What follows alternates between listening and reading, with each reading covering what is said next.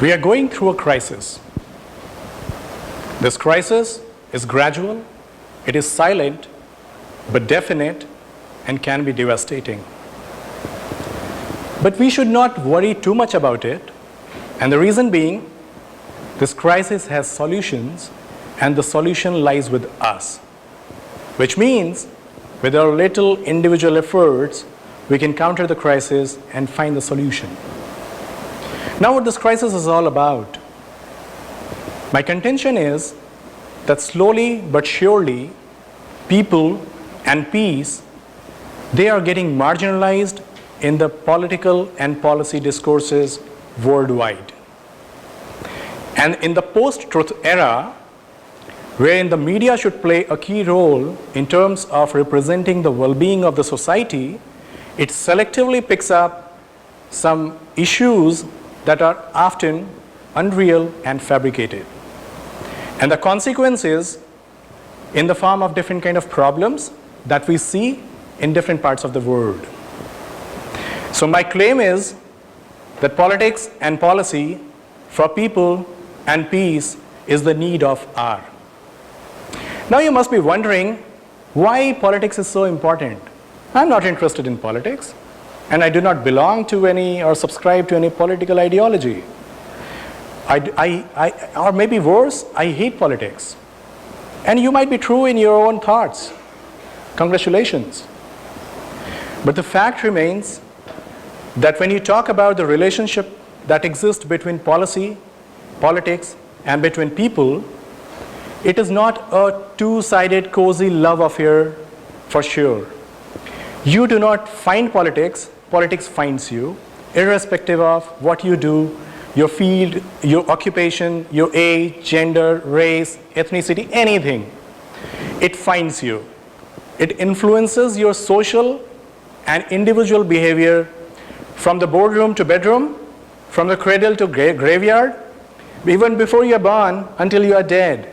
It influences each and every moment of your life. We may acknowledge and accept it, or we may choose to ignore it, but fact remains the same. I will tell you some example that will clarify this contention that I am making in a better terms. So these are some of the field trips that I did while I was doing research in public policy in India, some in Canada as well. And we all know we all have social problems prevailing in the society, and it's not a big deal. It's not a rocket science, that's a common sense. There are different kind of problems that we all have, and depending on that only depend, we have a common set of problems that exist across the world. What only change is their magnitude and how big are they. So in different forms they're existing, but they are same set of problems that we do have in different forms, in different countries. What kind of problems we have? So these are some of the real challenges that we face as a society. Unemployment, we have issues with your wages, it is not increasing. So if I take an example of, say, United States of America, and the reason I take this example is because America is number one in terms of the GDP, so that is my first example. So if I talk about the problem that society faces in US, we know very well, like unaffordable housing, unaffordable higher education, healthcare, you must be aware of the fact that there are 40 million people who are not insured in US. So they need, of course, the peace and different kind of, everything that you can see here. As a society, you have your issues, and you know what you want from the government, right? And the government has an obligation to provide solutions to the problems that you face. And the reason being, there is a social contract that exists between the state and the society. And when you talk about the state and the society and the social contract that exists, wherein the government promises you to provide you protection from the problems that you might have, and as the society, you surrender some of your rights to the government. So there is a social contract. So to honor this contract, what government does, if you have this problem, they will provide you a solution. And how do they do this? They do this solution in terms of providing and allocating resources that they do have. What kind of, and what do you call it? You call it the budgets. So budgets are the resources that you allocate in terms of identifying and acknowledging the problem, and providing solution to support your citizens. That's how it goes. So these are the problems that we have. We need education, affordable education. We need housing. We need better infrastructure. We need healthcare. And I will give you a snapshot of the budget that US has for this year for the people. So it's like you can see, you need education. The budget has gone down. You need infrastructure, the budget has gone down. Transportation, budget has gone down. You need healthcare, budget has gone down. You need peace, defense budget has gone up. It is violating the law of gravity. That's how it moves. And now this gives you, I'm sure this would give you some clear idea of how disproportionately misplaced budgets are, and the way society and the government and the states, they interact with each other. I will give you another example, and there is no rocket science in this. This is common sense, right? We wanted this, we got this, and it should match. That's how we evolve as a society. We evolve in terms of governance. So if I give you another example, you might have heard of a term, diplomacy. Diplomats, you might be aware of. So these are the diplomats, are the people who are, in a way, like they are representatives of the government. They represent the government in different countries, and their responsibility is to maintain the cordial relationship between two countries. I ask you a question. You need to have diplomacy when you're talking to your friends, or you need to have diplomacy when you're talking to your adversaries? Maybe yeah, with friends sometimes, yeah, you need. But when you are talking and dealing with the adversaries, you would definitely need diplomacy. And what is the knee-jerk reaction when two states, two countries, or two governments, they enter into conflict? What does happen? They immediately snap the ties, the diplomatic ties with each other. Is that a solution, or is that a knee-jerk reaction? Is that a common sense, or is that a rocket science? Because we have been practicing diplomacy in its current form since last 2,500 years, but this is such a common sense that when you enter into conflict between a different adversarial state, you need to have more engagements at the diplomacy level. But we do not do that. And that doesn't happen just, it is just not as a matter of chance that it happens. There are some reasons why it happens, and how can we tackle them. So if I talk about the reasons why it happens, you must always remember that policies fail, because people complain that 80% of the policies that are being made worldwide, they fail to achieve the kind of outcomes they desire to achieve. And now probably you might have some clear indication of the trend that continues across the world. It is not confined only to US. This continues across the world. And why policies in such a state of affairs fail, considering the kind of disproportionate misplacement of the resources that we have. And that shows our own priorities. It shows our priorities. Because policies can succeed or fail, but intentions do not fail ever. So with this, I will tell you the reason. So these are some of the states, and why the policies fail. Why do we have such kind of issues prevailing?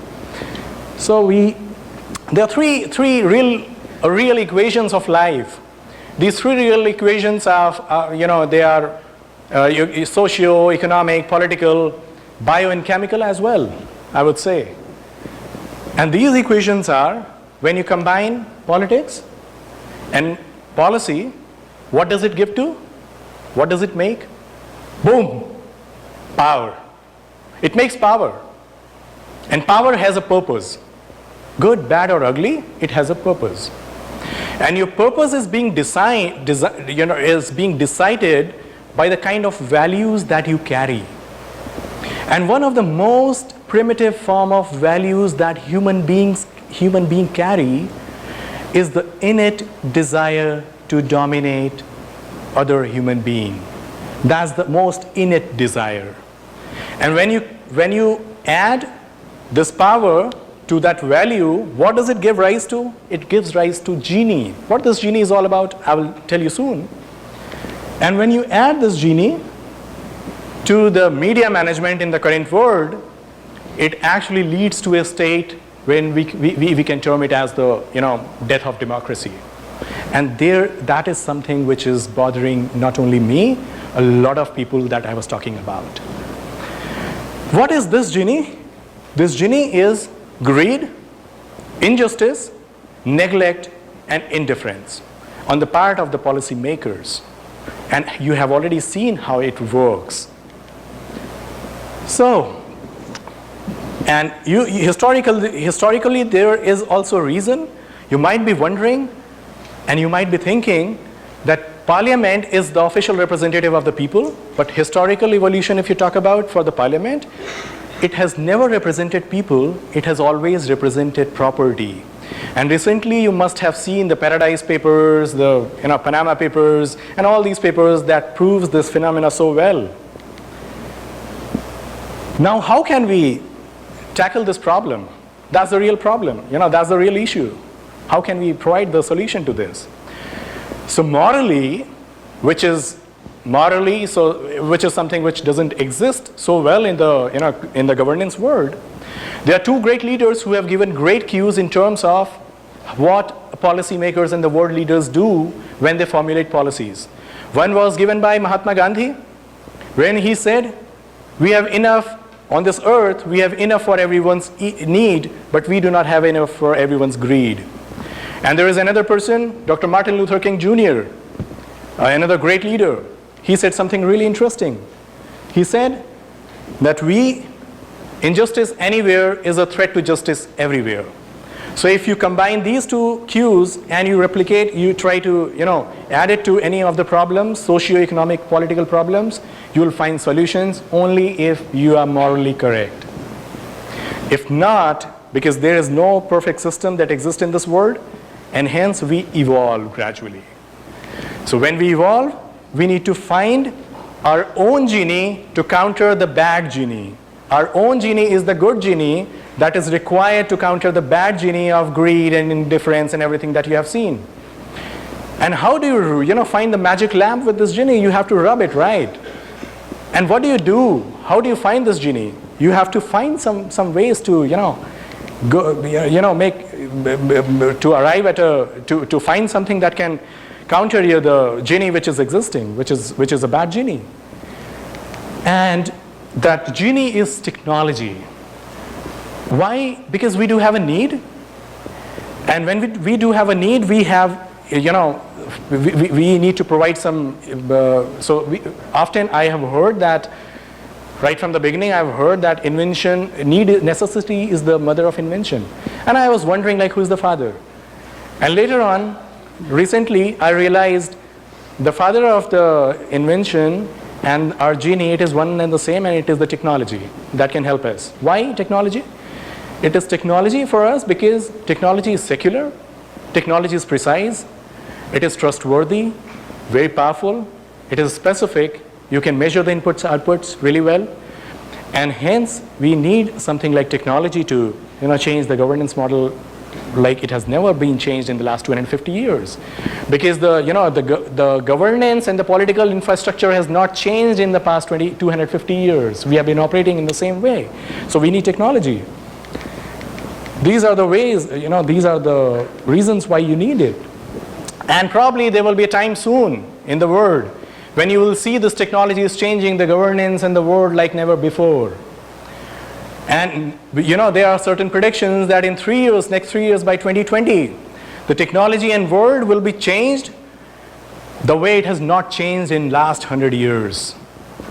And there because you have the need when your policymakers, your people, your representatives, they are not actually listening to your problem, and they are not paying attention to you. So there is a need. There will be invention, there will be technology, and these three things, when they will come together, they will replace the public representatives and the public servants forever. Maybe they will all become virtual. And you might be wondering, how can they become virtual? Is that possible? Is that a possibility? And if you may remember, in 1895, a very renowned physicist, his name was Kelvin, and he He said anything that is heavier than air can never fly. A machine that is heavier than air can never fly. And he was proved wrong in 8 years, within 8 years of his saying this. He belonged to the Royal Society of Sciences. So the kind of technology that we are going to have, it is going to change the governance. You might be able to see, your prime minister, your premiers, your member of parliaments, MPPs, councillors, all the public servants becoming virtual. And that is of course possible. With the technology, it is possible, trust me. You might be wondering, there was a time until recently when you used to see your money in the physical form across the world, but now money is in the digitized form more often. So 92% of the world money is in the digitized form now. So it is just 8% of the money that is actually existing in the physical form. The way we can see the existence of our public representatives in the physical form currently. But you never know what is going to happen, because the way it has to change, the way everything is changing, you might be feeling that what will happen if technology is going to replace the human beings and your public representatives. What is going to happen to the moral questions? You should know there is already technology that is in place in Britain. They had developed, the UCL has developed a software that is what exactly it is doing. So it is actually analyzing the legal cases, wherein it is actually also providing inputs for, it is also analyzing the morality of the cases, like what is right and what is wrong. And they are doing it in the most impressive way, because they have got an accuracy of 79%, which is not bad. So you might have a technology very soon wherein you can just go and log in. You can use your Twitter account, you can use your social media account, you can interact at 3 levels to the government: people to people, people to government, government to people. Because it is really important for anybody to interact with people and engage with them, because when we talk about the citizenship, it does not mean membership. Citizenship means active participation that can evolve the governance and the government for continuously. And in the words of Dr. Martin Luther King, when he says that we need to, the moral arc of the universe may be long, but it bends at the elbow of justice. But you need to fight for it, you need to persist for it, and you need to ask for it. So we'll see that this technology, which is our genie, is going to help us to fight for it, to ask for it, and to persist for it, and we'll try to bend it together. Thank you.